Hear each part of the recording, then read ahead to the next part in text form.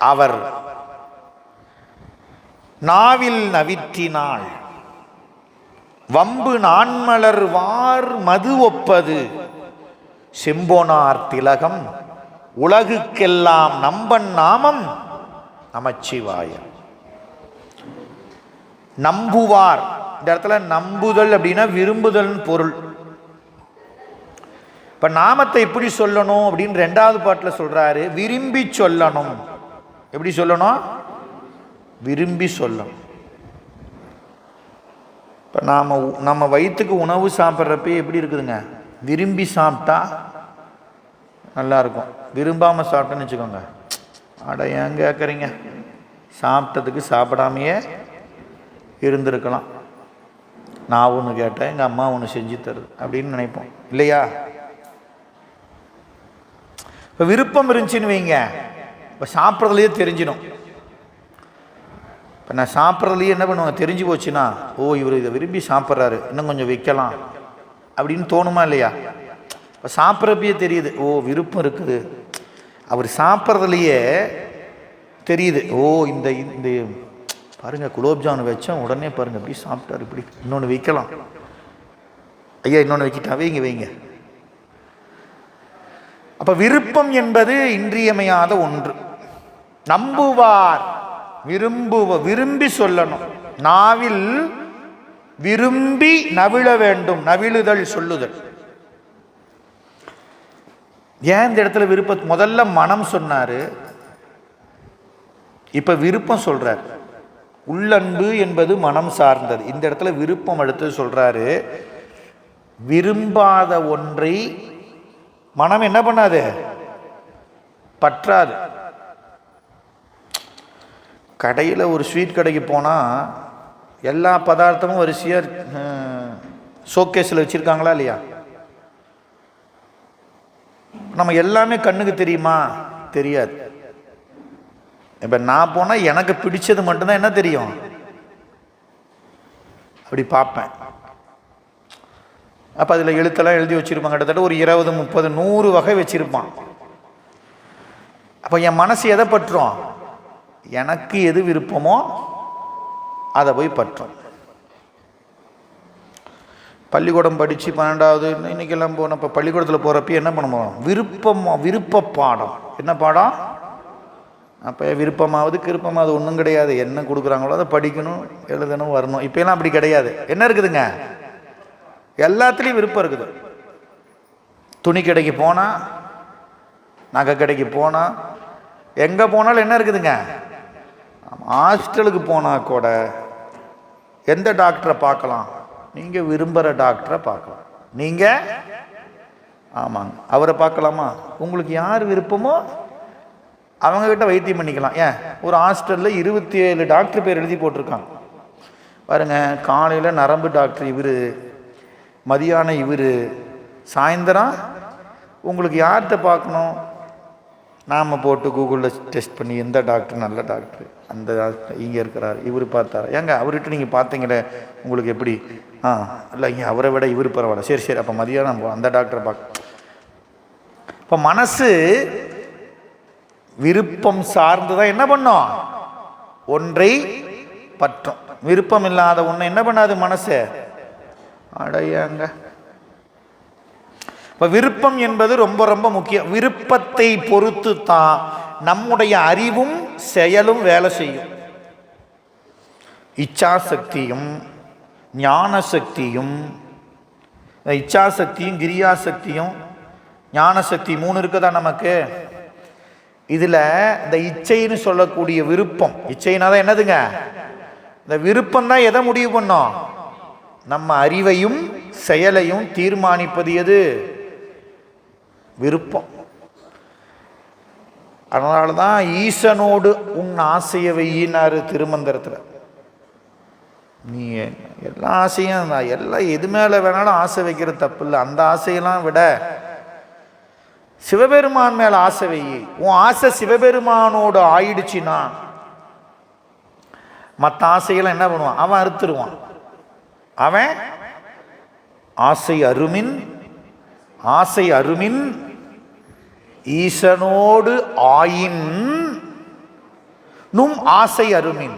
இப்ப ஈசனோடு ஆகணும். நம்ம விருப்பம் எங்க இருக்கணும்? காலையில எந்திரிச்சமா பூசை பண்ணணும். எப்படி பண்ணணும்? அப்படி விருப்பமா பண்ணணும். சிவன் இருந்தாங்க, கூட்டு போய் தீக்கை வாங்கி கொடுத்துட்டாங்க. இதில் வேறு இதை இப்படி பண்ணு அப்படி பண்ணுன்னு அதை சொல்லிட்டாங்க, இப்படி சொல்லிட்டாங்க. என்ன பண்ணுறதுனே தெரியல. இந்த புத்தகத்தை எடுத்தால் இது ஒரு மயக்கமே வருது. இந்த பாட்டை மனப்பாடம் பண்ண, அந்த பாட்டை பண்ணி, இதை இப்படி செய்யணும், அதை இப்படி செய்யணும் அப்படின்னு நமக்கு என்னது ஒரு மலைப்பு வருது. 108 தடவை சொல்லணுமா? 108 தானே இல்லையா? நகைக்கடைக்கு போய் 108 மணியில் ஒரு செயின் போடணும். இன்னும் ஒரு 100 போட முடியாது, சேர்த்து ஒரு 208. அங்கே போய் 108 மணியும் அப்படின்னு கேட்போமா என்னங்க? இன்னும் ஒரு 50 சேர்த்து போட முடிஞ்சா கூட போட்டு கொடுங்க, இல்லையா? அப்போ மலைப்புங்கிறது வந்துச்சுன்னு வைங்க, விருப்பம் இல்லைன்னு வைங்க, அது நமக்கு பயன் தராது. நாம உண்ணக்கூடிய உணவு விருப்பம் இல்லாம சாப்பிட்டீங்கன்னா ஜீரணம் ஆகாது. விருப்பம் இல்லாம சாப்பிட்டா நமக்கு உமிழ்நீர் சுரக்காது. உமிழ்நீர் அப்புறம் உள்ள போன சோறு என்ன ஆகாது? அடையாங்க ஏங்கன்னா அடுத்த வேளை சாப்பிட்றதுக்கு முன்ன வேளை சாப்பிட்ட சாப்பாடு செரிமானம் ஆகாது. இங்கே சாப்பிட்ற 3 நேரம் 4 மணி நேரத்துக்கு தாங்குற சாப்பாடு விருப்பம் இல்லைன்னா செரிக்காது. அப்படி நினச்சிக்கோங்க. விருப்பம் எவ்வளவு முக்கியம். அதான் நம்முடைய பெருமக்கள் எல்லாம் சொன்னாங்க, பெருமானை அவன் மேல விருப்பத்தோட பெரும்புலர் காலை மூழ்கி பித்தருக்கு பத்தராகி அரும்பொடு மலர் கொண்டு ஆங்கே ஆர்வத்தை உள்ளே வைத்து விரும்பி. அப்பர் சுவாமி பாடுறார், திருக்கடவுர் 4ஆம் திருமுறையில் பாடுறார். அவர் சொல்றார், விருப்பத்துக்கு முன்னா ஆர்வம் வேணுங்கிறார். இப்ப ஞானசம்பந்த பெருமான் விரும்புவார், நம்புவார்னார். இப்ப நம்புவார். விருப்பத்துக்கு என்ன வேணும்? ஆர்வம் வேணும். ஆர்வம், விருப்பம். அப்படி விரும்பி யாரெல்லாம் தன்னுடைய நாவினால் அஞ்செழுத்தை நவிழ்கிறார்களோ, நவிழல் அப்படின்னு என்ன அர்த்தம்? நற்றவா உனை நான் மறக்கினும் நான் சொல்லும்.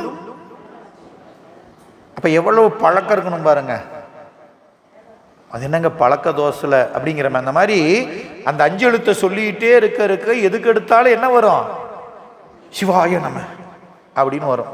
தடுக்கி விழுந்தா கூட என்ன வரும்? நாக்குல வேற எதுவும் வராது. எப்ப நாம சொல்லிக்கிட்டே இருந்தா. எப்ப விரும்பி சொன்னால், விரும்பி இடைவிடாது அஞ்செழுத்தை நவிற்றினால் வம்பு நாள் மலர் வார்மது ஒப்பது.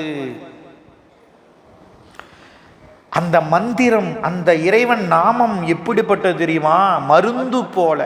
மருந்துனா தேன் அறிங்க. வம்புனா வாசம், நறுமணம் உடைய அன்று அலர்ந்த மலரில் சொரிகின்ற தேன் போல. வார்மது அப்படின்னா சொரிகின்ற தேன் போல இருப்பது நம்பன் நாமம் நமச்சிவாய. இந்த நாமம் என்ன பண்ணும் அப்படின்னா மருந்தாக இருக்கும். யாருக்கு? விரும்பி சொல்பவர்களுக்கு நமச்சிவாய மந்திரம் தேனாகிய மருந்து போல இருக்கும். தேன் ஏன் சொன்னாரு? இனிமையா இருக்குன்னார். மருந்துனா பிறவிப்பிணிக்கு மருந்து. உயிருக்கு அந்த மருந்து எப்படி இருக்கும்? இப்போ நாம் உடம்புக்கு ஏதாவது தொந்தரவு நோய் வருதுன்னா டாக்டர்கிட்ட போவோம். கசப்பு மருந்து கொடுத்தா கூட என்ன பண்ணுவோம்? இதை சாப்பிட்டு தான் ஆனோம், அப்போ தான் உடம்பு நல்லாகும்னு என்ன பண்ணுவோம்? கசப்பாக இருந்தாலும் வாயில் வச்சு. நான் 10ஆவது படிக்கிறவர்களும் மாத்திரை முழுங்க மாட்டேன். ஆனால் உடம்புல ஏகப்பட்ட நோய் இருக்கும். அந்த மாத்திரை உள்ளே போகிறதுக்குள்ள எங்கள் அம்மா படாத பாடுபடும். எனக்கே தெரியும். வாழைப்பழம் இருக்குதுல்ல, அந்த வாழைப்பழத்தை பிசைஞ்சு அது நடுவில் மாத்திரையை வச்சு அப்படியே அது மாத்திரை வெளியில் தெரிஞ்சிச்சுன்னா, கசப்பு நாக்கில் போட்டுச்சுன்னா வயிற்றில் அடியிலிருந்து எல்லாமே என்ன ஆகிடும். அதனால் அதை இப்போ வச்சு அப்படியே போடுவாங்க. அது அப்படியே நாக்கில் போய் பழம் போகிற உள்ளே போகிற மாதிரி போகும். இல்லைன்னா சுடு சோறு. இப்போ கசப்பு அப்படின்னா குழந்தைங்க மருந்து குடிச்சிருமா என்ன? இன்றைக்கெல்லாம் அந்த தொந்தரவே இல்லைங்க. குழந்தைக்கு உடம்பு சரியில்லைன்னா பேராசிட்டமால் அப்படிங்கிற மருந்தை 7 ஃப்ளேவர் வச்சுருக்கிறார் டாக்டர். எத்தனை? 7 ஃப்ளேவர். ஐஸ்கிரீம் சாப்பிட்றோம்ல, ஸ்ட்ராபெரி, பைனாப்பிள், என்னென்னமோ இருக்குது. நான் என் பையனுக்கு இப்போ பிள்ளைங்களுக்கு போய் பார்த்தப்ப நான் பார்த்தது வாங்கிட்டு வந்தா, ஐஸ்கிரீம் மருந்து குடிக்கிறியா? குடிக்கிறேன்பா. பேராசிட்டமால் மருந்தை என்னவா பண்ணி வச்சுருக்கிறாங்க. அந்த மாதிரி ஏன் குழந்தைங்க சாப்பிடாது. அப்புறம் அந்த அந்த ஐஸ்கிரீம் ஸ்ட்ராபெரி ஃப்ளேவர் அப்படின்னா ஸ்ட்ராபெரி ஐஸ்கிரீம் சாப்பிட்ற மாதிரி என்ன பண்ணுது குழந்தைங்க. அப்போ மருந்து கூட இனிக்கணும். மருந்து கூட அப்படி பக்குவம் இல்லாத உயிர்களும் குழந்தை போல. சிவபெருமான் கசப்பு மருந்தை கொடுத்தா இந்த குழந்தைங்க சாப்பிடாதுன்னு என்ன பண்றாரு? நமச்சிவாயங்கிற தேனாகிய மருந்தை சிவபெருமான் நமக்கு கொடுத்துருக்கிறார். இந்த இனிப்பு மருந்து கூட நாம சாப்பிட்றதுக்கு தயங்கக்கூடாது. அதான் சொன்னாரு, விரும்பி சொல்லுபவர்களுக்கு நமச்சிவாய மந்திரம் அன்று அலர்ந்த நறுமணமிக்க மலர்களில் சொரியக்கூடிய தேன். புது தேன்ட்டார். பழைய தேன் இல்லைங்க, பாட்டில் வச்சிருக்கிற தேன்லாம் இல்லை. அன்னைக்கு பூத்த மலர்ல இருக்கக்கூடிய ஃப்ரெஷ். அப்படிப்பட்ட தேன் போல மருந்தாக இருப்பது செம்பொனார் திலகமாக. யாருக்கு? உலகங்களுக்கெல்லாம் செம்பொனார் திலகமாக இருக்கக்கூடிய நம்பன். சிவபெருமானுக்கு நம்பன் ஒரு பேர். எல்லா உலகங்களுக்கும் செம்பொன் திலகமாக இருக்கக்கூடிய சிவபெருமானுடைய நாமம் நமச்சிவாயவே உயிர்களுக்கு பிறவிப்பிணிக்குரிய மருந்தாகிய தேன் போல இனிமையை உயிர்களுக்கு தருவது யாருக்கு? விரும்பி சொல்லக்கூடிய உயிர்களுக்கு. விரும்பி இடைவிடாது சொல்லக்கூடிய உயிர்களுக்கு அந்த மந்திரம் மருந்தாக நின்று அருள். 3வது பாட்டு. நெக்குள் ஆர்வம் மிக பெருகி வந்துட்டார். ஆர்வத்துக்கு நெக்குள் ஆர்வம் மிக பெருகி நினைந்து அக்கு மாலை கொடு அங்கையில் எண்ணுவார் தக்கவானவராய் தகுவிப்பது நக்கண்ணாமம் நமச்சிவாயவே. என்ன சொல்றாரு? நெக்கு நெக்கு நெக்கு உள் உருகி உருகி அப்படின்னு மணிவாசக பெருமான் சொல்லுவார். உள்ளம் நெக்கும் அப்படின்னா என்ன நடக்கும்? உள்ளம் நையணும். நினைந்துருகும் அடியாரை நைய வைத்தார், நில்லாமே தீவினைகள் நீங்க வைத்தார், நனைந்தனைய திருவடியின் தலைமேல் வைத்தார். பாடக்குள்ளேயே நமக்கு அப்படியே நனைஞ்சிரும். அப்பர் சாமி தாண்டகம் பாடுறார். நனைந்தனைய திருவடியின் தலைமேல் வைத்தார் நல்லூரியம். இப்படி விரும்பி பாடனீங்கன்னு வைங்க, சிவபெருமான் அப்பர் சாமிக்கு வச்ச திருவடியை நம்ம மேலே வைக்கிற மாதிரியே இருக்கும். அதான் அந்த விருப்பத்தினால் நமக்கு விளையக்கூடிய பயன். அனைந்தனைய திருவடியின் தலைமேல் வைத்தார் நல்லூர். அதையே எப்படி பாடி பாருங்க. நனைந்தனைய திருவடியின் தலைமேல் வைத்தார் நல்லூர் எம்பெருமானார் நல்லவாரே. அங்க சொல்றாரு, நினைந்து உருகும் அடியாரை நைய வைத்தார். என்னங்க அடியாரை நைய வைத்தார் அப்படின்னா என்ன பண்ணுவாராம்? உருக வைக்கிறார். நைதல் அப்படின்னா என்ன அர்த்தம்? அப்படியே நினைக்கிறவங்கள உருக வைக்கிறார். நாமளா உருக முடியாது. காதலாகி கசிந்து இன்னைக்கு சொல்லிட்டாங்க பாடத்தில், இன்னையிலேருந்து நான் போய் பெருமான் மேலே அன்பு செலுத்தி உருகிடுவேன். ஒன்றும் பண்ண முடியாது நம்மளால். அவன்தான் உருக வைக்கணும். நாமெல்லாம் உருக முடியுமா? சத்தியமாக முடியாது. உருகி இருக்கணும்னா நான் இப்போ தாய் வயிற்றில் பிறந்தப்பயே உருகி இருக்கணும். நானே உருகிறதா இருந்தா உருக முடிஞ்சுதா? உண்ணவே முடியல, எங்கே போய் உருக முடியுது? அப்போ இறைவன் என்ன பண்ணுவாரு?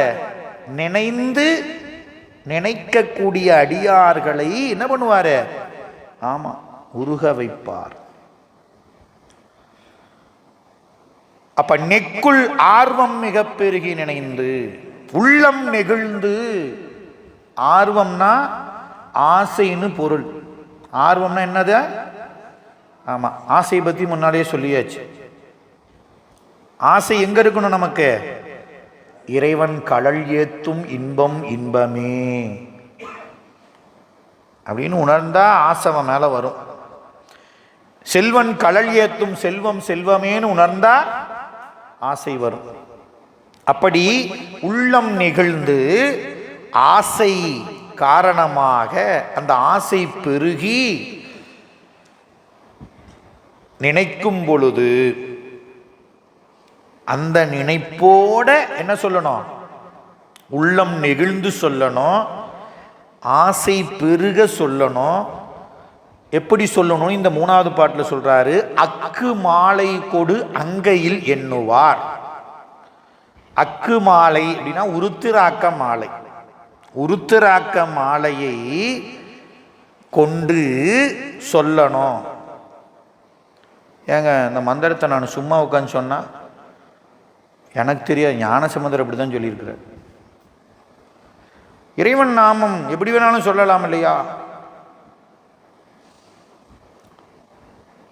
அதுக்கு திருஞான சம்பந்த பெருமான் சொல்றாரு, விதிப்படி செபிக்க வேண்டும். எப்படி செபிக்கணும்? எப்படி சொல்லணும்? விதிப்படி சொல்லணும்.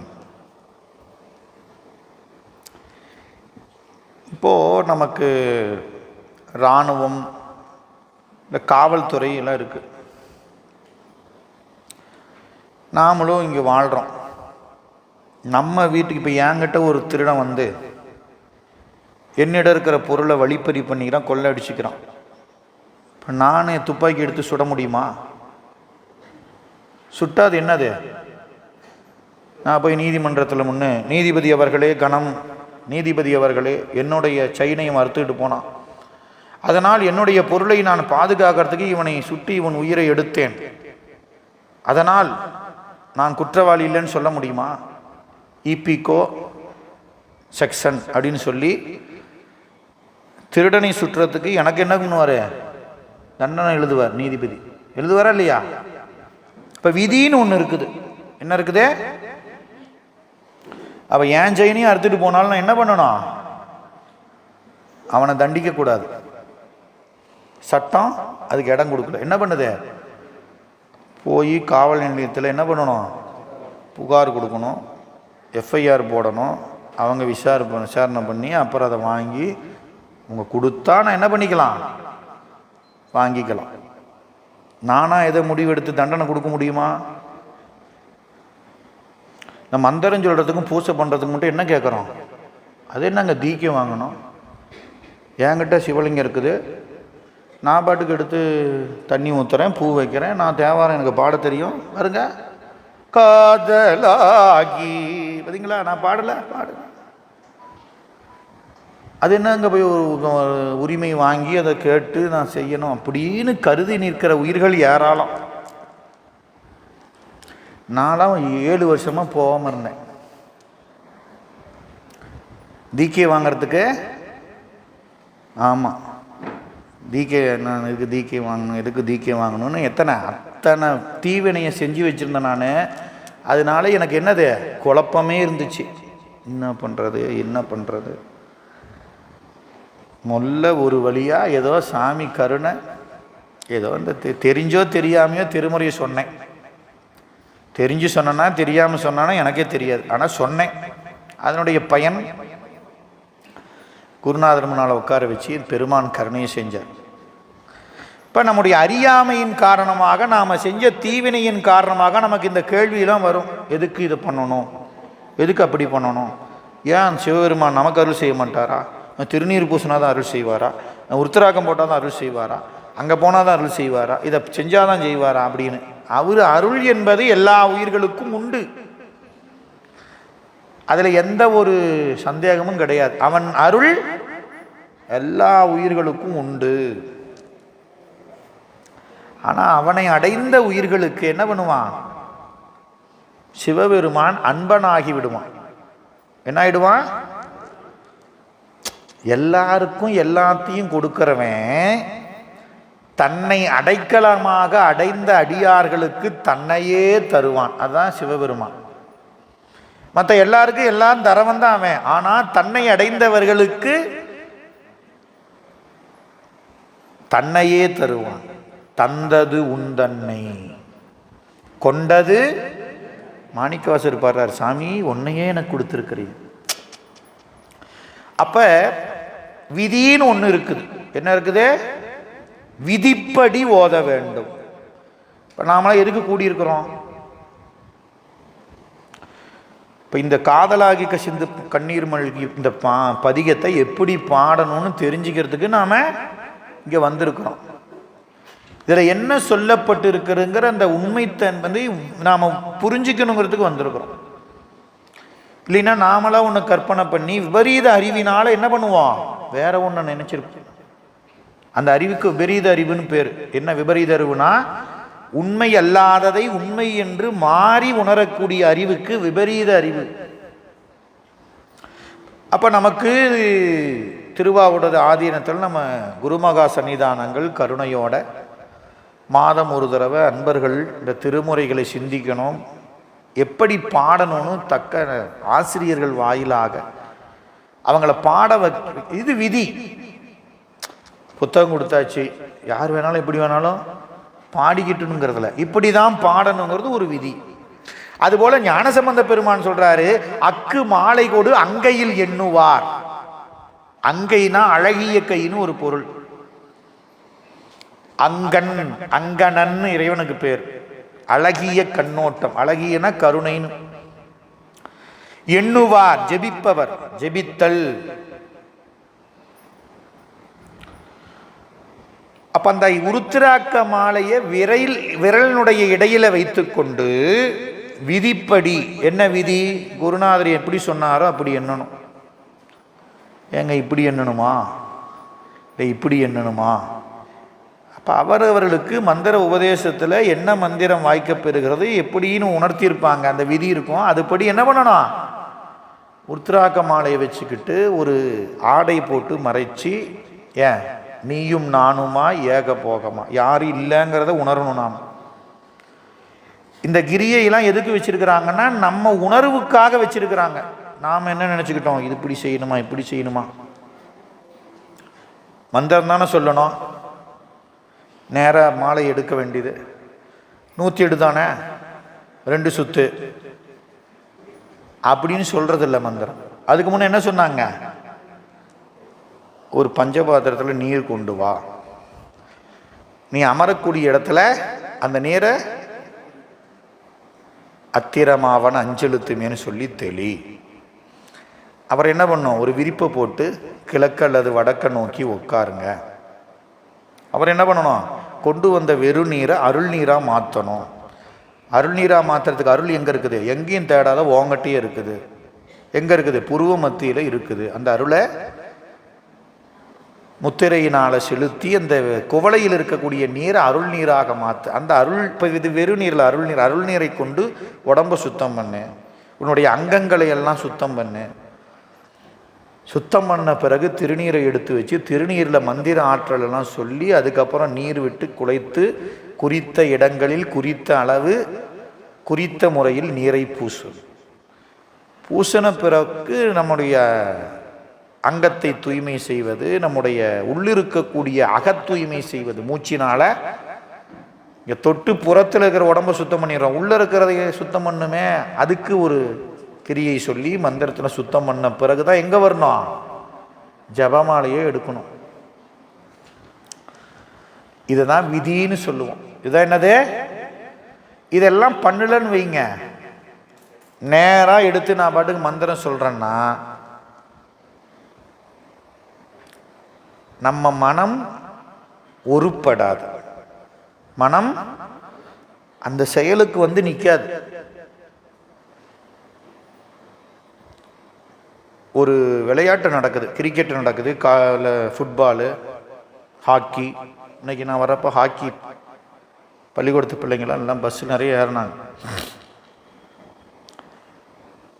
அதில் ஒருத்தர் சொன்னான், டிஃபன் என்னடா டிஃபனு, நாம் போய் மேட்ச்சு தொடங்குறதுக்கு முன்னே போய் நம்ம என்னமோ சொன்னான், எனக்கு சரியாக உள்ள பயிற்சி எடுக்கணும். முன்னால் மேட்ச்சு தொடங்குறதுக்கு முன்னே நம்ம பயிற்சி எடுத்து என்ன பண்ணணும், தயாராகணும். இன்னைக்கு வார்ம் அப் ஐயா சொல்கிறார் பாரு,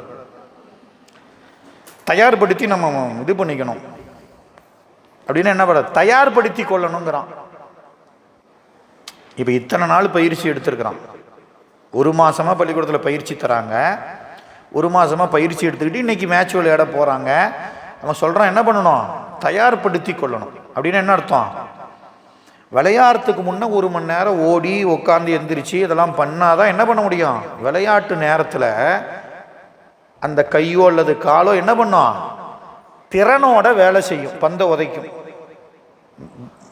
பேட்டு பந்து அடிக்கும். எந்த பிளேயராவது நேராக வீட்டில் இருந்து 2020 மேட்ச்சுக்கு, என்னைக்கு மேட்ச்சு, 26ஆம் தேதி, எத்தனை மணிக்கு, 10 மணிக்கு. எவ்வளோ தூரம், 20 கிலோமீட்டர். சரி, 10 மணி மேட்ச்சுக்கு 9:30 புறப்பட்டா போதும்னு 9:30 வந்து கிரவுண்டில் நின்று விளையாடிருக்கிறாங்களா? அவங்க கிட்ட கேட்டால் தான் தெரியும், எத்தனை நாள் விடிய விடிய விளையாண்டோம், எத்தனை நாள் சோறு இல்லாமல் விளையாண்டோம், தூக்கம் இல்லாமல் விளையாண்டோம். அப்பவும் வந்து அந்த அந்த கிரவுண்டுக்கு மேட்சுக்கு முன்னாலேயே 2-3 நாள் வந்து அந்த கிரவுண்டில் வேற விளையாண்டு, அப்புறம் மேட்சுக்கு முன்னால் பயிற்சி செஞ்சுட்டு மேட்சுக்கு மறுபடியும் வர்றப்ப கையை இப்படி ஆட்டுறது, இப்படி ஆட்டுறது, இப்படி ஏங்க அவன் இத்தனை நாளாக பயிற்சி எடுத்தவன் நேராக வந்து பேட்டை பிடிச்சி 6 அடிக்க வேண்டியதானே, போல்ட் ஆகிடுவான். 9:30 மணிக்கு புறப்பட்டு நேராக மேட்சுக்கு வந்த பிளேயர் என்ன ஆகிடுவான், கிளீன் போல்டு. போச்சா, அடப்பாவி, உன்னை 28 கோடிக்கு ஏலம் எடுத்தனே, எத்தனை கோடிக்கு போச்சு. அப்போ ஒரு விளையாட்டு வீரன் 1 மணி நேரம் அல்லது 2 மணி நேரம் விளையாடுறதுக்கு என்ன வேணும், தயார் நிலையில் இருக்கணும். அவனை ஆமாம் 2 மணி நேரம் நம்ம கைதட்டி பார்க்குற மேட்சுக்கே இந்த நிலைமை. உயிர் சென்று வீடு பேறு அடைவதற்கு நாம் முயற்சி செய்கிற சாதனை இது. இங்கே வந்த உடனே ஜெபமாலை எடுத்து சொல்ல முடியுமா, சொல்லலாம். சொன்னால் லீன் போல்டு ஆனவன் கதை தான் நம்ம கதையும், பயனில்லாமல் போயிடும். அதனால தான் நமக்கு என்ன வச்சாங்க, விதிமுறையை வகுத்தார்கள். சமையல் செய்யணும், மூட்டையிலேருந்து அரிசி எடுத்து தவளையில் தண்ணி ஊற்றி ஒரு படி அரிசி போடு, ஒரு படி பருப்பை போடு, எல்லாம் அப்படியே போட்டு எல்லாம் பண்ணி தவளையோடு வச்சு சாப்பிட்ருவோமா என்ன? அரிசி வாங்கணும், அது என்ன அரிசி, நல்ல அரிசியா, குழஞ்சி போகுமா, சாப்பாடு நல்லா இருக்குமா, அப்புறம் அதை ஊற வைக்கணும், களையணும், அதுக்கு முன்னே அதில் இருக்கிற கருப்பெல்லாம் நீக்கணும், எத்தனையோ வச்சு எத்தனை செயல்முறை வைக்கிறோம். அப்புறம் அந்த சாப்பாட்டுக்கு என்ன வேணும், சோறு வடித்த உடனே அதுக்கு குழம்பு வைக்கணும், அதுக்கு கூட்டு வைக்கணும், பொரியல் வைக்கணும், ரசம் வைக்கணும், விசேஷ நாள்னால் அதுக்கு பலகாரம் செய்யணும். எல்லாத்துக்கும் பேர் சாப்பிட்டாச்சா, சாப்பிட்டேன் அவ்வளோதான். ஆனால் அதில் என்னென்ன இருக்குது, இத்தனையும் இருக்குது. எங்கே போனீங்கனாலும் எதை எடுத்தீங்கனாலும் அதுக்கு என்ன இருக்குதுங்க, ஒரு விதிமுறை என்பது உண்டு. நம்ம வாழணும்னா அதுக்கு விதிமுறை உண்டு. மந்திரம் சொல்லணும், இறைவனை வழிபாடு செய்யணும்னா அதுக்கு என்ன இருக்குது. எந்த காலத்தில் நம்ம அறிவில் அந்த கேள்வி, இந்த பாட்டில் ஞானசம்பந்த பெருமான் சொல்லிட்டார், அக்கு மாலை கொடு அங்கையில் என் விரலிடையில் விதிப்படி அஞ்செழுத்து மந்திரத்தை எண்ணுகிறவர்களை தக்கவானவராய் தகுவிப்பது நக்கண்ணாமம் நமச்சிவாயவே. அப்படி சொன்னீங்கன்னா, தக்கவானவராய் தகுவிப்பது, அப்படின்னு என்ன அர்த்தம்? தகுதியே அற்றவராக இருந்தாலும் அஞ்செழுத்து மந்திரத்தை நெகிழ்ந்து ஆசை பெருக அக்கு மாலையை தன்னுடைய விரலடியில் வைத்து விதிப்படி அஞ்செழுத்து மந்திரத்தை எண்ணுபவர்களை அவர்கள் தகுதியே இல்லை என்றாலும் அஞ்செழுத்து மந்திரத்தை விதிப்படி சொன்னதன் காரணமாக தகுதி வாய்ந்த வானவராய் தகுதி பெறச் செய்வது இந்த மந்திரம். +2 முடிக்காம காலேஜ் போய் உட்கார முடியுமா? டிகிரி படிக்கணும், அதுக்கப்புறம் பிஜி பண்ணணும், அதுக்கப்புறம் எம்ஃபில் பண்ணணும், அதுக்கப்புறம் பிஹெச்டி பண்ணணும். அப்பதான் என்ன கிடைக்கும்? டாக்டரேட், டாக்டர், முனைவர். அப்படிதான் எல்லாரும் என்ன பட்டம் வாங்குறாங்க. இப்ப அப்படி போகாமையே பட்டம் வாங்கினவங்க இருக்கிறாங்களா இல்லையா? இருக்கிறாங்களா? ஆமா. கௌரவ நாம அங்க போய் இவர் படிச்சாரான்னு கேட்கக்கூடாது. ஏன்?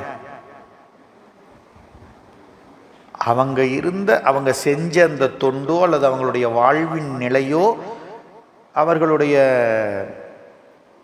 அவர்களுக்கு பட்டத்தை பெற்று தருவதற்கு காரணமாக அமையும். அவங்க யூஜி படிச்சாங்களா, பிஜி படிச்சாங்களா அப்படிங்கிறாங்க. அந்த இடத்துல அதெல்லாம் கேள்வி இல்லை. இப்போ அஞ்செழுத்து மந்திரத்தை காதலாகி கசிந்து கண்ணீர் மல்கி விருப்பத்தோடு ஆர்வத்தை உள்ளே வைத்து ஆசை மிகுதியினால் விதிப்படி யாரெல்லாம் ஓதுகிறார்களோ அவர்களை தகுதி வாய்ந்த வானவராக்கும் நக்கன் நாமம் நமச்சிவாயவே. நக்கன் சிவபெருமானுக்கு ஒரு பேர், ஆடையிலின்னு பேர். அந்த பொருள் அதுக்கு நக்கன். 4வது பாட்டு சொல்றார், யமன் தூதரும் அஞ்சுவர் இன்சொலால் நயம் வந்து ஓதவலார்தமை நன்னினால் யமன் தூதரும் அஞ்சுவர். நியமந்தான் நினைவார்க்கு இனியான் நெற்றி நயனன் நாமம் நமச்சிவாயவே. யமன், யமன் அப்படின்னா தர்மத்தின்படி செயல்படுபவன் அர்த்தம். யமன் தூதரும் அஞ்சுவர். எல்லாரும் யமன் தூதருக்கு அஞ்சு இருக்கிறாங்க. ஆனா யமன் தூதரே அஞ்சுவாங்களாம். எதுக்கு? இன்சொலால் நயம் வந்து ஓதவலார்தமை நன்னினாள். அருமையா சொல்றார் இந்த பாட்டுல. அஞ்செழுத்த சொல்பவர்களிடத்தில் வர்றதுக்கு யமன் தூதர் அஞ்சுவார்னு சொல்லல. அஞ்செழுத்தை சொல்பவர்கள் இடத்தில் சென்று அணுகினால் அவங்க இடத்திலேயே யமன் தூதர் வர அஞ்சுவார்ன்ட்டார். எவ்வளவு பாருங்க அஞ்செழுத்தினுடைய சிறப்பு. இன்சொலால் எப்படி சொல்லணும்? ஓம் நம சிவாய சிவாய நம ஓம். இனிய சொல்லால சொல்லணும். ஓம் நமச்சிவாய் சிவாய். என்னையா இது இருந்தாலும் நம்மளை பயமுறுத்தலாம் அப்படின்ட்டு அடுத்த வகுப்புக்கு ஏங்க நாம வேற அங்கே போய் உட்காந்துக்கிட்டு ஏற்கனவே நமக்கு பிபி சுகர். அப்போ அஞ்சு எழுத்தை எப்படி சொல்லணும்? இன்சொலால் விரும்பி சொல்லணும், ஆர்வத்தோட சொல்லணும், ஆசையினால சொல்லணும்னாரு. இப்போ எப்படி அடுத்து சொல்றாரு? இனிய உளவாக. ஆமா, இனிமையா சொல்லலினா கனி இருப்ப. யாவர்க்குமாம் இறைவர்க்கு ஒரு, யாவர்க்குமாம் பசுவுக்கொரு, யாவர்க்குமாம் உண்ணும் போதொரு கைப்பிடி, யாவர்க்குமாம். திருமூலர் சொல்றாரு, ஒருத்தர்கிட்ட பேசுறப்ப இனிமையா பேசுப்பா. எப்படி பேசு? ப்ளீஸ் கொஞ்சம் பென்சில் தரையா, ப்ளீஸ் கொஞ்சம் எரேசர் தரையா, ஏய் பென்சில் கொடு அப்படின்னா தரவனும் என்ன பண்ணுவான்? எவ்வளோ லொல்லுபதி அவனுக்கு. என் பென்சிலை கடனாக கேட்கறதுக்கு எவ்வளோ இவனுக்கு பாரு சத்தம். ஒரு மணி நேரம் எழுதுறதுக்கு பென்சில் விட்டு வந்தால் பென்சில் வாங்குறப்பயே எப்படி கேட்டால் தான் கிடைக்கும்? பஸ்ஸில் ரொம்ப நேரம் நின்றுட்டு வந்துட்டு இறமில்ல, கால் வலி. சார் ப்ளீஸ் கொஞ்சம் சீட்டு கொடுங்களேன், என்னால் நிற்க முடியல. ஐயோ பாவம். சரி உட்காருங்க சாமி அப்படின்பா. ஓ அப்படின்னா என்ன பண்ணுவான்? போயா நான் வந்து அப்படின்னு. அப்போ இனிய சொல் என்ன பண்ணும்? நமக்கு பயனுள்ளதாக இருக்கும். பிறரிடம் பேசும் பொழுதே எப்படி பேசணும்? ரெக்வஸ்ட் மைண்டோட பேசணும், பணிவாக. தலையே நீ வணங்க எடுத்தோன்னே அதனால தான் சொன்னாரு, ஏன் இந்த தலை எப்பயுமே வணங்காது. எப்படி இருக்கும்? அப்படிதான் இருக்கும். அதுக்கு நம்ம அறிவுக்கு இயல்பது எப்படி இருக்கும். அதனாலதான் எடுத்த உடனே என்ன சொன்னாரு? யாருக்கு சொன்னாரு? ஆகாது. தலையே நீ வணங்காய் தலைமாலை தலை கணிந்து தலையாலே பழிதேரும் தலைவனை. அப்போ நமக்கு பணிவு, இன்சொல் இதெல்லாம் நம்ம வாழ்க்கையில் கட்டாயம் பின்பற்ற வேண்டிய உண்டு. இப்போ மந்திரத்துக்கு வந்தாலும் இன்சொலால் ஓதவல்லார் ஒன்று, நயம் வந்து ஓதவல்லார். எப்படிங்க? ஏங்க அது எப்படி சொல்லணுமோ அப்படி சொல்கிறாருங்க அவர். நமக்கெல்லாம் வராது. கம்முன்னு அவர் கூட போய் உட்கார்ந்தா தானாக வருதுங்க. அப்படிதான் நயம். நம்ம அரிசி கடையில் மூட்டையில் போட்டிருக்கிறாங்களா இல்லையா? நயம் திடம் போட்டிருக்காங்களா இல்லையா? நயம் வந்து ஓதவல்லார், இனிய சொல்லோடு நட்பு கொண்டு யார் ஓதுகிறார்களோ அவர்களிடத்தில் நன்னினாள். சொல்லக்கூடிய பெரியோரை அவர்கள் இருக்கும் இடத்துல நாமளும் போய் அவங்க பக்கத்தில் நன்னினால்னா அவங்க கிட்ட போயிட்டா போதும். நியமந்தான் நினைவார்க்கினியா நெற்றி நயனன் நாமம் நமச்சிவாயவே. நியமம் அப்படின்னா நாள்தோறும் தியானிக்கக்கூடிய வழக்கத்தை கொண்டவர்கள். நியமமா செய்யணும். நியமம்னா காலையில் 6 மணிக்கு நான் அனுஷ்டானம் பண்ணுவேன் அப்படின்னா 5:45 வந்து படுத்து நைட்டு பூரா தூங்குலிங்க, 5:45 தான் வந்து படுத்தேன் அப்படின்னாலும் என்ன பண்ணணும்? ஆமாம், 6 மணிக்கு. 5:45 தான் என்னங்க இது இப்படி சொல்கிறீங்க? அதான் நியமம். 5:45 தாங்க படுத்தேன், இன்னும் நான் தூங்கி எந்திரிக்கிறதுக்கு 6-8 மணி நேரம் ஆகும், ஒட்டுக்கா சாயந்தரமாக பண்ணிக்கிறேன். அது பேர் நியமம் இல்லை. அது பேர் 5:45 தாங்க வந்தேன், நான் 6 மணிக்கு அனுஷ்டானம் பண்ணணும். நேராக பல்லு விளக்கிட்டு ஒரு தண்ணி ஊற்றிக்கிட்டு கரெக்டாக 6 மணிக்கு உட்காந்து, அதுதான் நியமம். ஒரு நாளைக்கு ஒவ்வொரு நேரத்தில் பண்ணுறது பேர் நியமம் இல்லை. நியமம்தான் நினைவார்க்கு. அப்ப நியமமாக எதை? தன்னை நாள்தோறும் தியானிப்பதை நியமமாக கொண்டிருப்பவர்கள், நயம் வந்து ஓதவல்லவர்கள், இன்சொலால் ஓதவல்லவர்கள் இடத்தில் நாம் சென்றால் போதும், யமன் தூதர் நம்மிடம் வருவதற்கு அஞ்சுவார். ஏன்? நெற்றி நயனன் நாமம் நமச்சிவாய மந்திரத்தை நியமமாக நயமாக இன்சொலால் சொல்லக்கூடிய பெரியோர்களை நன்னினால் போதும். இதுக்கு மேல என்ன எளிமையா சொல்ல முடியும்?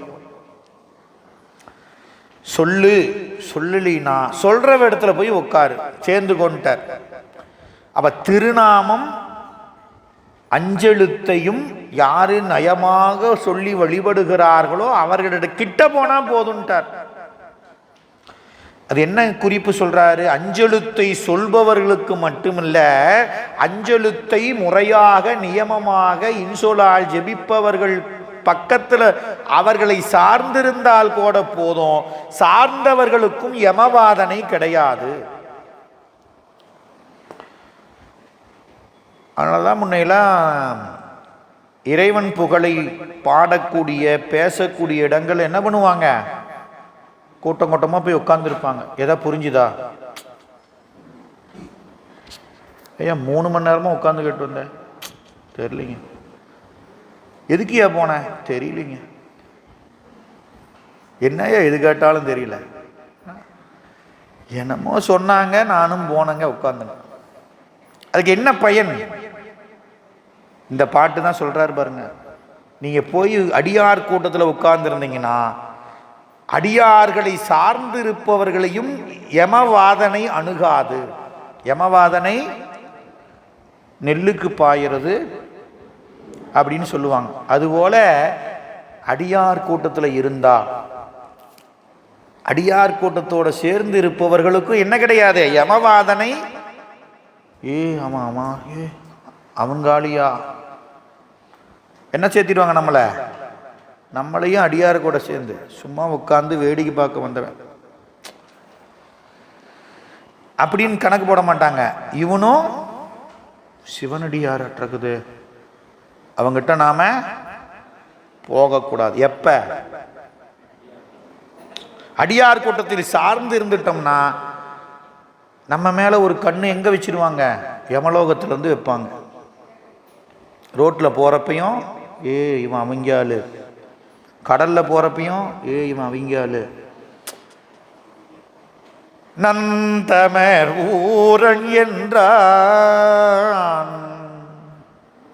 அவங்கால என்ன அர்த்தங்க?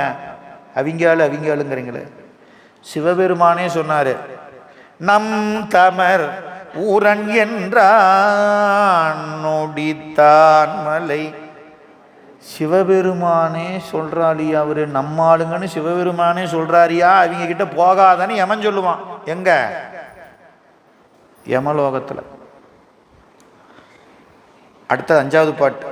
கொள்வாரேனும் குணம் பல நன்மைகள் இல்லாரேனும் இயம்புவர் ஆயிடின் எல்லா தீங்கையும் நீங்குவர் என்பலார் நல்லார் நாமம் நமச்சிவாயவே. அருமையான பாட்டு. கொள்வாரேனும் கொலை தொழிலை உடையவர்களாக இருந்தாலும், குணம் பல நன்மைகள் நல்ல குணம் இல்லாதவர்களாக இருந்தாலும், பல நன்மைகள் இல்லாரேனும் பல நல்ல ஒழுக்கங்கள் கூட இல்லாதவர்களாக இருந்தாலும் சரி, கொலை தொழில் நற்குணம் இல்லாதவர், நன்மை என்பதே தெரியாதவராக இருந்தாலும் அஞ்செழுத்து மந்திரத்தை ஓதத் தொடங்கினாள் இயம்புவர் ஆயிடின்.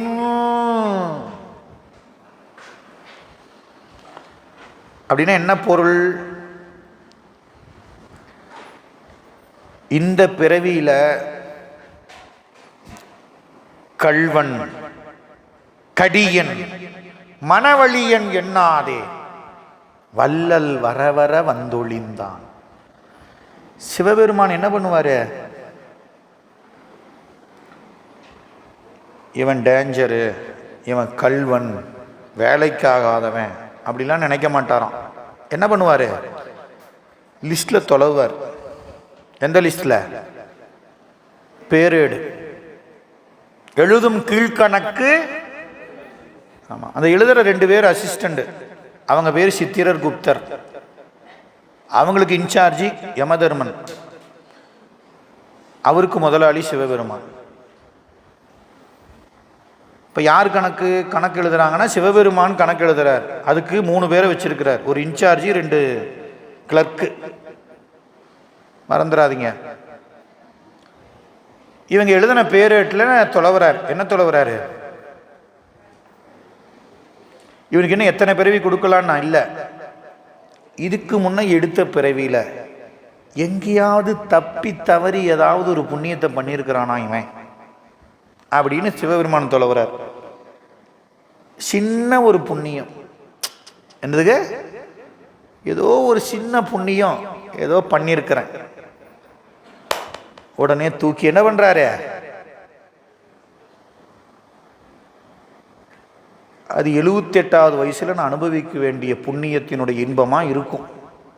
எப்போ? 78வது வயசில். இப்போ 43 வயசில் அதை கொண்டு வந்து என்ன பண்ணாரு? இப்பயே கொடுத்தார். எதை? தப்பி தவறி நான் செஞ்சு வச்ச ஒரு புண்ணியத்தை என் மேலே வச்ச கருணையினால சிவபெருமான் என்ன பண்ணாரு? 43 வயசில் கொடுக்குறார். அந்த புண்ணியத்தினால நான் என்ன பண்ணுறேன்?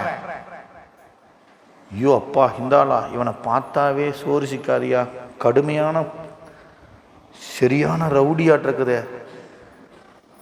அத்தனையும் செஞ்சிருப்பேன் நான். ஆனால் சிவபெருமான் அந்த பூர்வ ஜென்ம சிறு புண்ணியத்தை ஊட்டியதன் பயனாக அஞ்செழுத்தை சொல்ல தொடங்கிட்டேன்னு வைங்க. அதான் அதுக்கு பொருள். சிறு பூர்வ சிவ புண்ணியத்தினால் திரு ஐந்தெழுத்தை இயம்புவராயிடின். அப்ப இந்த கொலை நல்ல குணம் இல்லை, நன்மைகள் இல்லாததுக்கு யாரு காரணம்? நான் செஞ்ச தீவினை. நான் செஞ்ச அந்த தீவினையே அனுபவிச்சுட்டு இருந்தேன்னு வைங்க. 78 வயசுல அஞ்செழுத்து சொல்லக்கூடிய வாய்ப்பை சிவபெருமான் கொடுத்தாருன்னு வைங்க. சொல்லுவேன் நான். 43 வயசுலேயே முழங்கால் வலி, இடுப்பு வலி, தலைவலி,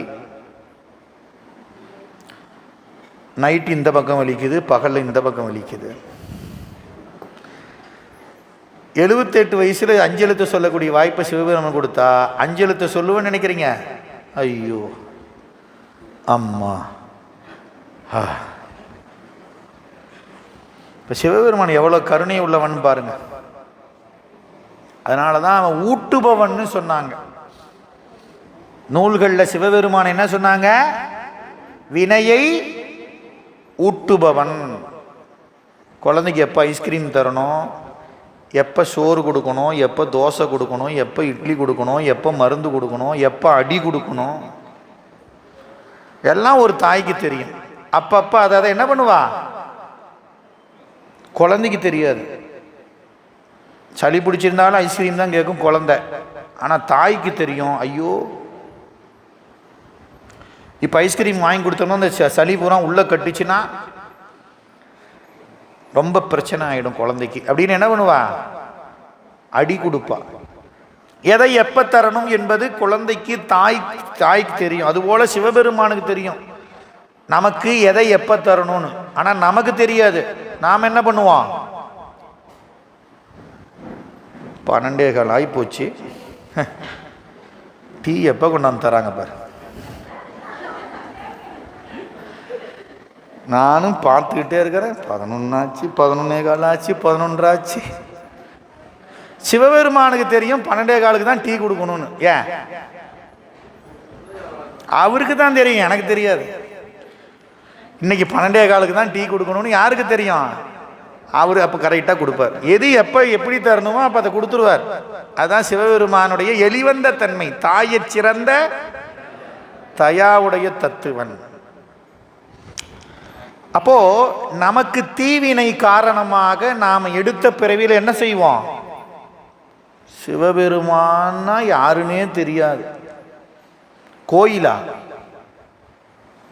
எந்த திசையில் இருக்குதுன்னு தெரியாது. 4 பேர்கிட்ட நல்ல வார்த்தை, வாயை திறந்தாவே என்னது? கொள், எரி, குத்து. கண்ணப்பர்.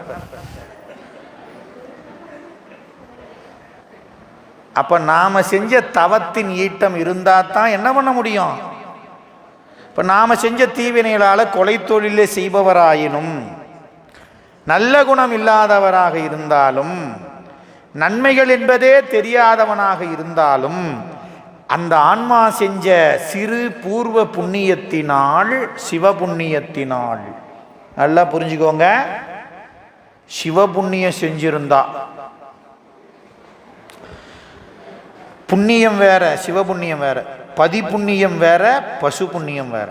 பதிபுண்ணியம், இறைவனுக்கு உடல் உள்ளம் உரை மனம் மொழி மெய்களால் அவனுக்கு ஆட்பட்டு தொண்டு செய்த சிவபுண்ணியம். அப்படி செய்திருந்தால் அந்த சிவபுண்ணியத்தின் காரணமாக இறைவன் அஞ்செழுத்து ஓதக்கூடிய வாய்ப்பை அந்த ஆன்மாவுக்கு தருவான். அப்படி அந்த ஆன்மா அஞ்செழுத்தை ஓதத் தொடங்கினால் முன்ன செஞ்ச கொலை, குணமில்லாத தன்மை, நன்மை இல்லாத தன்மை எல்லாம் என்ன ஆயிடும்? அஞ்செழுத்து அதையெல்லாம் ஒழிச்சிடும். அஞ்செழுத்து என்ன பண்ணும்? கொள்வாரேனும் குணம்பல நன்மைகள் இல்லாரேனும் இயம்புவர் ஆயிடின் எல்லா தீங்கையும் நீங்குவர். எல்லா தீங்கையும் நீங்க இந்த பாடல்ல சொல்லக்கூடிய அந்த இதான் நுட்பத்தை தெளிவா நம்ம புரிஞ்சுக்கணும். எல்லா தீங்கையும் நீங்குவர். அந்த அஞ்செழுத்து மந்திரம் நம்முடைய தீவினை காரணமாக நாம் அனுபவிக்க வேண்டியவற்றை என்ன பண்ணிடும்? எல்லா தீங்கையும் நீங்குவர். யார்? கொள்வாரேனும் எல்லா தீங்கையும் நீங்குவர். குணம் இல்லாரேனும் எல்லா தீங்கையும் நீங்குவர். நன்மைகள் இல்லாரேனும் எல்லா தீங்கையும் நீங்குவர். எப்ப? நாமம் இயம்புவராயிடின். நல்லார் நாமம் நமச்சிவாயவே எல்லா தீங்கையும் நீக்கும். எல்லாருக்கும் நன்மையை செய்பவன் நல்லார், சிவபெருமானுக்கு பேர்.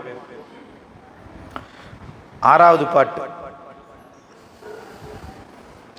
மந்தரமண பாவங்கள் மேவிய பந்தனையவர் தாமும் பகர்வரேல் சிந்தும் வல்வினை செல்வமும் மல்குமால் நந்தி நாமம் நமச்சிவாயம். மந்தரம்னா மலைன்னு பொருள்.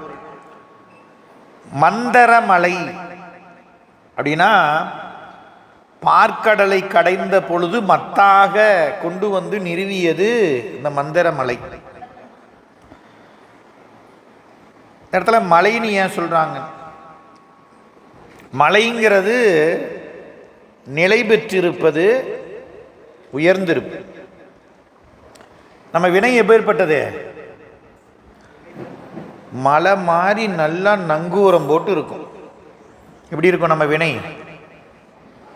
நான் விடமாட்டேன் அப்படின்னு அசையாத இருக்கும். மண்ணில் எப்படி மலை நங்கூரம் போட்ட மாதிரி இருக்குது, அந்த மாதிரி இருக்கும். உயரம் நாம் சேர்த்த எண்ணிக்கை, வினையினுடைய எண்ணிக்கை மலை போல இருக்கும். 3 அர்த்தம் இருக்கு. மந்திரம்மன பாவங்கள் மேவிய, பாவங்கள் மன்னியன்னு அர்த்தம். பந்தனை அவர் பாசங்களினால் கட்டுண்டவர். மந்திர மலை போல பாவங்களை சேர்த்து வைத்து பாசங்களால் கட்டுண்டு கிடக்கக்கூடியவர்கள் கூட தாமும் அவங்க கூட பகர்வரேல் அஞ்செழுத்து மந்திரத்தை சொல்பவர்களானால் வல்வினை சிந்தும். சிந்தும்னா என்ன அர்த்தம்? நம்ம விட்டு போயிடும் அர்த்தம். சிந்தும். செல்வமும் மல்கும். என்ன செல்வம் மல்கும்? செல்வம் என்பது இந்த இடத்துல முத்தி பேர். நந்தி நாமம் நமச்சிவாயவே, சிவபெருமான் பேர் நந்தி.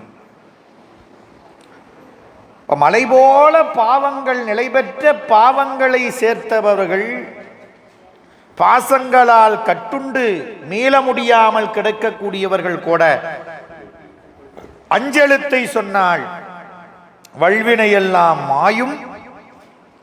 சிவபெருமான் திருவடி பேராகிய செல்வம் மல்கும். 7வது பாட்டு சொல்றார். நரகம் ஏழ்புக நாடினராயின் உரைசை வாயினராயின் உருத்திரர் விரவியே புகுவித்திடும் என்பார். வரதன் நாமம் நமச்சிவாயவே. 7 நரகத்துக்கும் செல்லக்கூடிய அளவு பாவத்தை செய்தவர்களாக இருந்தாலும், 1 நரகம் 2 நரகம் இல்ல, எத்தனை நரகம்? அடேங்கப்பா. நீங்க அஞ்செழுத்து மந்திரத்தினுடைய ஆற்றல் எப்பேற்பட்டது? 7 நரகத்துக்கு போக வேண்டிய அளவுக்கு பாவம் செஞ்சவனாயிருந்தாலும் லிஸ்ட்ல என்ன இருக்கும்? அடுத்தது வரிசையா 7 நரகத்துக்கு போய் துன்பத்தை அனுபவிக்கணும். நாம நினைச்சிடக்கூடாது இங்க இந்த உடம்போல வாடுறப்ப மட்டும்தான் நாம துன்பத்தை அனுபவிப்போம்னு நினைச்சிடாதீங்க. இந்த உடம்பை விட்டு போன பிறகு நமக்கு இன்னொரு உடம்பு இருக்குது. அந்த உடம்புக்கு பேரு சூக்கும தேகம். அது 4ஆ சொல்லுவாங்க. மாயைன்னு ஒரு உடம்பு, பஞ்சகஞ்சுகம்ங்கிற ஒரு உடம்பு, குணசரீரம்னு ஒரு உடம்பு, புரியட்ட காயம்னு ஒரு உடம்பு. இதெல்லாம் பொதுவாக சூக்கும தேகம்னு சொல்லுவாங்க. கண்ணுக்கு புலனாகாது. இந்த உடம்பை வச்சுக்கிட்டு நாம் என்ன பண்ணணும்? அனுபவிக்கணும். இங்கே கை உடைஞ்சி துன்பம் அப்படின்னு அனுபவிக்க வேண்டிய விதி இருக்குதுன்னா இங்கே நாம் அனுபவிக்கிறோம்ல, அது மாதிரி நரகத்திலையும் போய் என்ன பண்ணணும்? போற்றி பக்ரோடையில் நமக்கு இதெல்லாம் விரிவாக சொல்லப்பட்டு இருக்கிறது. அங்கே நரகத்துக்கு போய் யமதூதர்கள் வருவாங்க. லிஸ்ட் வச்சிருப்பாங்க. இவன் நம்பர் 007 திருப்பு பேஜ். யமதர்மராசரே 2ஆம் வகுப்பு படிக்கிறப்போ பக்கத்தில் உட்கார்ந்த பையில சிலேட்டை எடுத்து அவன் தலையிலேயே ஓங்கி அடித்து அவன் மண்டையை உடைச்சதுக்காக இன்னைக்கு அவன் மண்டையை உடைக்க வேண்டும், ஆகட்டும். டம். ஐயோ வலிக்குது வலிக்குது வலிக்குது வலிக்குது. எவ்வளோ நேரம் அவன் யார் நான் அடித்தவன் என்கிட்ட அடி வாங்கிட்டு எவ்வளோ நேரம் கத்தனானோ அதுக்கெல்லாம் வட்டி போட்டு அவன் 2 நிமிஷம் அழுந்திருப்பான். நான் 2 மணி நேரம் அழுவணும். அழுந்து முடிச்ச வாட்டி என்ன பண்ணுவான்? அது முடிஞ்சிச்சா உடஞ்ச மண்டை சரியாயிடும். உடஞ்ச மண்டை என்ன ஆகிடும்? அது அடுத்த லிஸ்ட்டு. 3ஆம் வகுப்பு படிக்கிறப்போ சிலேட் பல்பத்தை எடுத்து உடைத்து அவனை குத்தியது அதற்கான தண்டனை. இப்படி கணக்கு போட்டுக்கோங்க. இதெல்லாம் இல்லை, இதெல்லாம் லிஸ்ட்டில் இருக்கும். நமக்கு மறந்து போயிருக்கோம். ஆனால் என்ன இருக்கும்? நெருப்பை தெரிஞ்சு தொட்டாலும் சுடும், தெரியாமல் தொட்டாலும்.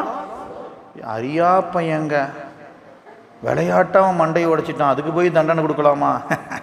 விளையாட்டை நெருப்பில் கை வச்சா நெருப்பு அறியா பையன் சுடாமல் இருக்குமா என்ன? தெரிஞ்சு செஞ்சாலும் தெரியாமல் செஞ்சாலும் என்னது? வினையினுடைய பயனை என்ன பண்ணணும்?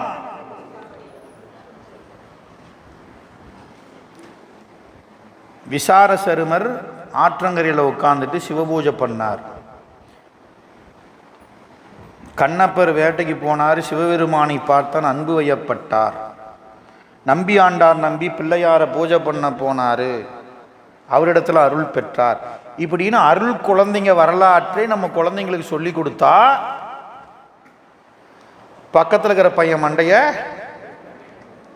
உடைக்கவும் தேவையில்லை, மறுபடியும் அந்த வினையை அனுபவிக்கவும் தேவையில்லை. நாம் என்ன கதையை பார்க்குறோம்? எனக்கு பேர்லாம் தெரியாது, எங்கள் பையன் சொல்லுவான். என்னென்னமோ கதை பேர், சோட்டா பீம் அது இதுன்னு என்னென்னமோ கதை இருக்குது. அந்த கதையை பார்த்துக்கிட்டு அதில் வர்றவன் பேசுகிற மாதிரி பேசுறது, அப்போ அவன் அடிக்கிற மாதிரி. எதை நாம் அடைகிறோமோ அப்படிதான் இருப்போம். அதான் சொல்றாரு, நரகம் 7 புக நாடினராயின். அப்ப 7 நரகத்துக்கும் போய் நாம துன்பம் அனுபவிக்க கூடியதாக இருந்தாலும், பாவிகளாக இருந்தாலும் சரி, அஞ்செழுத்தை உரை செய்வாயினராயினும். அதனால இன்னையிலிருந்து நம்ம என்ன பண்ண, நமக்கு நேற்று வரலும் பண்ணனது தான். நேற்று வரலும் பண்ணனது, இன்னைக்கு காலையில் இங்கே வரலும் பண்ணனது, அதுக்குண்டானது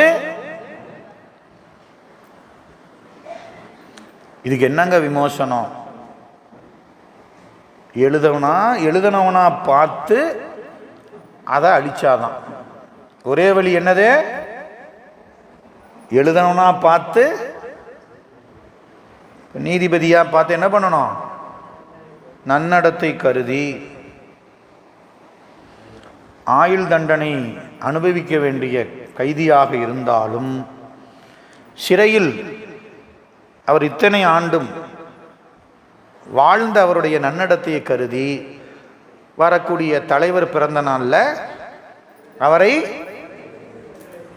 செய்கிறாங்களா இல்லையா? அந்த மாதிரி சிவபெருமான் என்ன பண்ணுவார்?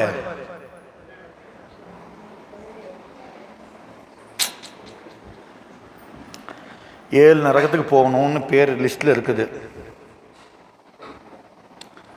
அவனை பார்த்தா சிவமடத்துக்கு போய் மாதம் ஏதோ சொல்லிகிட்டு இருந்துருக்கிறான். ஒரு 3 மணி நேரம் ஏதோ சொல்லியிருந்துருக்கிறான்னு பண்ணியிருக்கிறான். ஒரு 6 வருஷமா 5 வருஷமா. சரி போ, அவன் பேரை எடுத்துடலாம். 7 நரகத்துக்கு போகிற லிஸ்டில் இருந்து என்ன பண்ணிடுவார்? சிவமடத்துக்கு வந்திருக்கிறான். 30 நாளில் 3 மணி நேரம் வந்து சிவநாமத்தை சொல்லியிருக்கிறான் அப்படின்னு சொல்லி என் பேரை என்ன பண்ணிடுவார்? நரகம் 7 புக நாடினர் ஆயினும் உரை செய்வாயினர் ஆயின். அஞ்செழுத்த சொல்லிட்டோம்னா மறந்துடாதீங்க, நேத்து வரலும் இந்த நிமிடம் வரலும் நாம செஞ்சது தீர வேண்டும்னா ஒரே வழி என்னது? அஞ்செழுத்தை நெஞ்செழுத்தி சொல்லியே தீரணும்.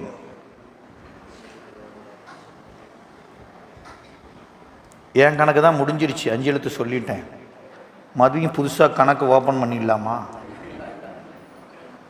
நான் தாங்க மந்திரத்தை சொல்கிறேன் அப்படின்னு மட்டும் விபரீதமாக நினச்சிடாதீங்க. நெருப்பு விளக்காகவும் பயன்படும், வீட்டில் அடுப்பாகவும் பயன்படும், எரிமலையாகவும். அறத்தோடு அன்பு செலுத்துபவர்களுக்கு சிவபெருமான் தாய் தந்தையா வந்து என்ன பண்ணுவார்? வாடா கண்ணு, ராசா, பொண்ணு, வைரம் அப்படின்னு கூப்பிட்டு போவார். திருந்தாத ஆளுக்கு என்ன பண்ணுவார்? வச்சு வாங்குவாய். நல்லா வச்சு, திரைப்படத்தில் சொல்கிறேனே, வச்சு செஞ்சிடும். அதான் உண்மை. உணராத அரக்கர்கள் தேவர்களுக்கெல்லாம் இறைவன் என்ன பண்ணா? மரக்கருணை செய்து திருத்துவான். இப்போ 5 எழுத்தை சொல்லிட்டீங்கன்னா அந்த 5 எழுத்து என்ன பண்ணும்? உள்ள போய் நம்மை நெறிப்படுத்தும். அதனால தான் 5 எழுத்தை சொல்லுங்க, 5 எழுத்தை சொல்லுங்க. பலர் கூடிய இடத்துல 5 எழுத்தை சொல்லுங்க. அந்த 5 எழுத்தின் என்ன பண்ணும்? உள்ள போய் நம்மளை பக்குவப்படுத்தும். அப்போ இந்த நரகமே செல்லக்கூடிய பாவிகளாலும் ஆனாலும் திரு 5 எழுத்தை பத்தியோடு உச்சரித்தால் உருத்திரர் விரவியே புகுவித்திடுவர். அவங்களை என்ன பண்ணுவாரா சிவபெருமான்? உருத்திர கணத்தோடு சேர்ந்து வசிக்கக்கூடிய பேர் தந்துடுவான். சிவலோகத்துக்கு கொண்டு போய் சேர்ப்பான். சாலோகம் என்னது? சரியை தொண்டில் ஞானம் வாய்ந்த ஆன்மாக்கள், சரியை தொண்டில் ஞானம் வாய்க்க பெற்ற ஆன்மாக்களுக்கு கிடைக்கும் பதமுத்தி சாலோகம். 5 எழுத்தை பக்தியோடு சொன்னா நமக்கு என்ன கிடைக்கும்? நேரா சாலோகம்ங்கிற பதம். சாலோகம்னு என்ன அர்த்தம்? உருத்திரலோகம், சிவலோகத்தில் இருக்கலாம். நீங்க எந்த ஊரு? ஓ, அவர் ஊரா நீங்க? பரவாயில்லையே அப்படிங்கிறமா இல்லையா? சிவபெருமான் ஊர்ல இருக்கலாம் நாம, அதான் சாலோகம். இலங்கை மன்னன் எடுத்த அடுக்கள் மேல்